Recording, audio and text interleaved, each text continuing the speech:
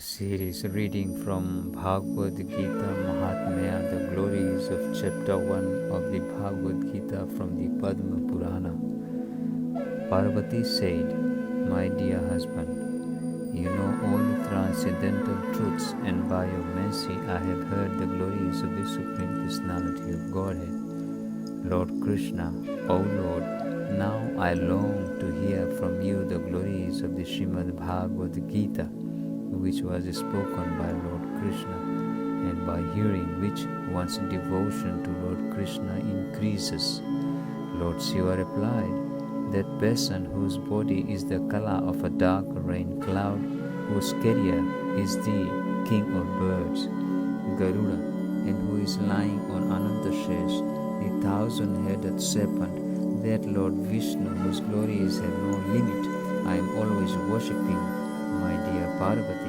Once after the Lord Vishnu had killed the demon Mura, he was resting peacefully on Anantashesh.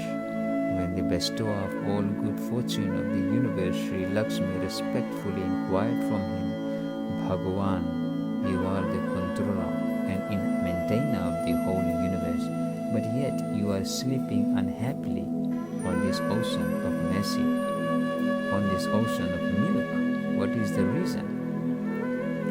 Lord Vishnu said, "My dear Lakshmi, I am not sleeping, but I am watching how wonderfully my energy is working.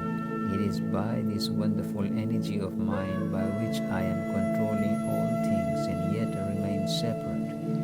And it is by remembering these divine activities of mine that the great devotees and yogis manage to free themselves from the will of birth and death and attain that transcendental nature of mine which is eternal and free from all qualities." Lakshmi said, "O controller of all things, you are the goal of the meditation of great yogis. Nothing can go on without you.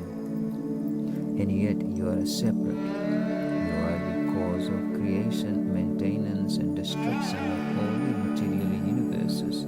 Kindly inform me about the workings of your wonderful images, which are so attractive that even you are lying here meditating upon them." Lord Vishnu said, "My dear Lakshmi, the working of my multifold energies and how to become free from the bonds of birth and death and attain my eternal nature can only be understood by one of pure intelligence, who has an inclination to render service unto me. This transcendental knowledge is fully explained in the Srimad Bhagavad Gita." Lakshmi inquired, "My dear Lord, if you yourself are amazed by the workings of your energies and are ever trying to fathom their limit, then how is it possible that the Bhagavad Gita can describe those unlimited energies of yours and how to cross over them and attain the transcendental nature?"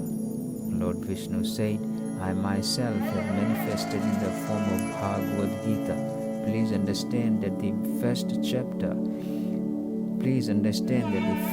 5 chapters are my 5 heads, the next 10 chapters are my 10 arms, and the 16th chapter is my staff. The last chapters are my lotus feet. In this way, you should understand the transcendental deity of the Bhagavad Gita. This Bhagavad Gita is the destroyer of all sins, and that intelligent man who daily recites one chapter or even one sloka, one half sloka, or at least one kota sloka, will attain the same position as Susharma had attained." Lakshmi inquired, "Who was Susharma? What class did he belong to? And what was his destination did he attain?" Lord Vishnu said, "My dear Lakshmi, Susharma was a very wicked and a most sinful man. Although he was born in a Brahmana family, his family had no Vedic knowledge, and he only took pleasure from hurting others. He never engaged in the chanting of my names, in giving charity or receiving guests. In fact, he never performed any pious activities. For his livelihood, he collected leaves and and sold them in the bazaar. He especially enjoyed drinking wine and eating flesh. In this way he passed his life. One day that foolish Susharma had gone to the garden of one sage for collecting leaves when a snake came and bit him, and he died. After his death he was cast into many hells, where he suffered for a long time, after which he attained the body of a bull. That bull was purchased by a crippled man who engaged him in his service. For about 7 or 8 years he was carrying extremely heavy loads. One day that crippled man had piled a very heavy load onto the back of his bull. Very quickly he was forcing that bull along when suddenly the bull fell over and became unconscious. Many persons gathered there to see what was happening. Feeling sorry for that bull, one pious man bestowed upon that bull the results of some of his pious activities. Seeing that the other person is standing there, started remembering their pious activities and offered the results of some of those activities to that bull. In that crowd, there was also one prostitute who did not know if she had ever performed any pious activities, but seeing everyone else offering their pious credits to that bull, she also offered the results of any pious activities she might have performed after that. The bull died and was taken to the abode of Yamaraj and God of death. There Yamaraj informed him, "You are now free from the reactions of all your previous sinful deeds due to the pious credits given to you by that prostitute." Then he took birth in a very high Brahmana family. In that birth he was able to remember his past lives. After many days he decided to search out that prostitute who had been the cause of freeing him from his hellish situation. After he had found and introduced himself to that lady, he inquired from her, "What were the pious activities performed by you, the fruits of which freed me from my hellish situation?"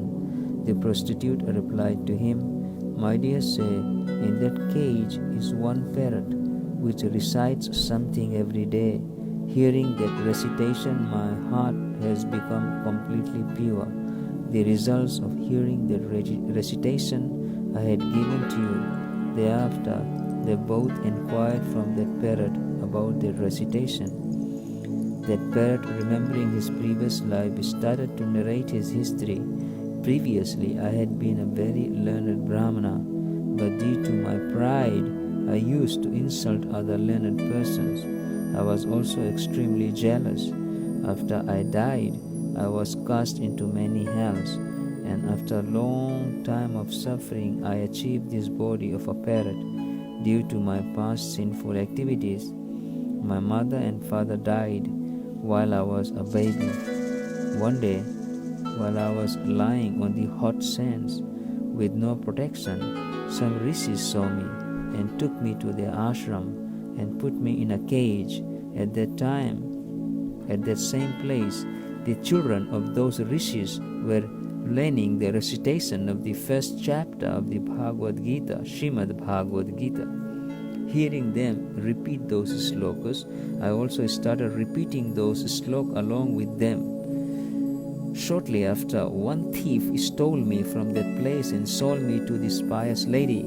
Lord Vishnu continued my reciting the first chapter of the Bhagavad Gita, that by reciting the first chapter of Bhagavad Gita, that parrot had become completely pure, and by hearing that recitation, that prostitute also become completely pure, and by receiving some of the pious results of hearing that recitation, Susharma also become completely pure.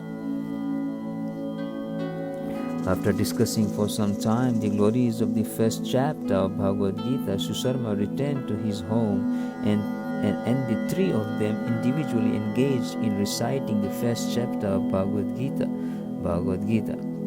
and very quickly attained the supreme destination by Vaikuntha.